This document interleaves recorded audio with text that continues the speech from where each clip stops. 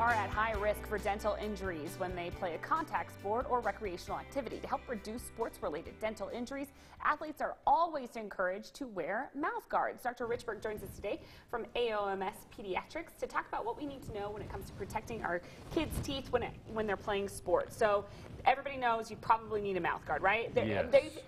When they started requiring them, massive reductions in injury, right? Definitely, yeah. Back in 1962, when they actually required it in the rules, it went from a 50% injury rate down to a 0.5%. So incredible. Crazy. It's an easy fix too. You know, you're spending just a little bit of money and you're preventing thousands and thousands of dollars in damage and just a lot of pain in general, right? It's a very great investment for the amount of money that you're going to put into a mouth guard. $5, $10, $20 can save you $4,000 or $5,000 down the road per tooth.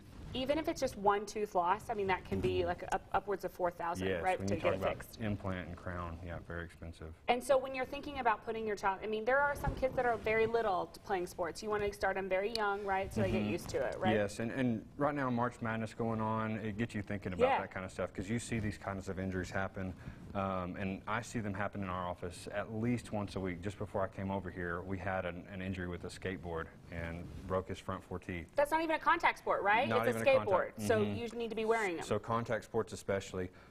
Football, one of the most contact sports, only about 67% of people are wearing mouth guards, even though it's required. That's crazy. Crazy. Do you think it's because they hurt or they're uncomfortable, they're distracting? What is it about them? I think that it's just not talked about. Yeah. And you just don't, in the moment, think about, I need to protect my teeth. Got to protect your teeth. Basketball, with March Madness in mind, only about 32% of athletes wear them. That's crazy. And it's actually proven to be the most traumatic to the teeth, just with all the elbows that are there. Now, there are 3 different kinds of mouth guards. The first kind you just pick up at your sporting goods store, right? Yeah, so Academy, Walmart, wherever, you pick it up, and then no custom fitting, just straight in the mouth, and it'll work. Rarely are those a good idea, just because they're not custom fit to the teeth. If you get hit in the mouth, 1 or 2 teeth are going to share the blunt of that force. Don't even think about that, but that's right. Yeah, so the other kind is the boil and bite.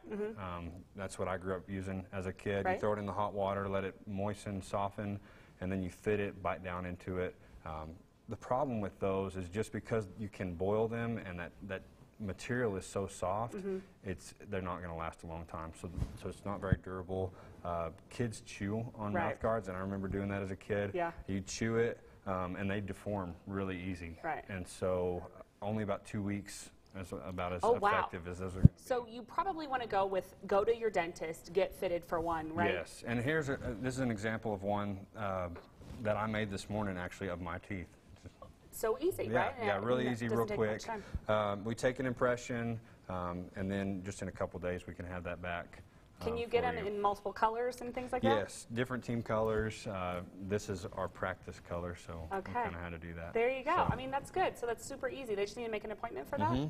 Do you have to be a patient of you guys? Yes. All right. So, yeah, the best thing would be to become a new patient, and we can get that fitted. Very good. Really interesting and important with March Madness, indeed. Yes. All right. Thanks, Dr. Richburg. We appreciate you coming in. Coming up next, we're going to head into the kitchen with Chef Bud.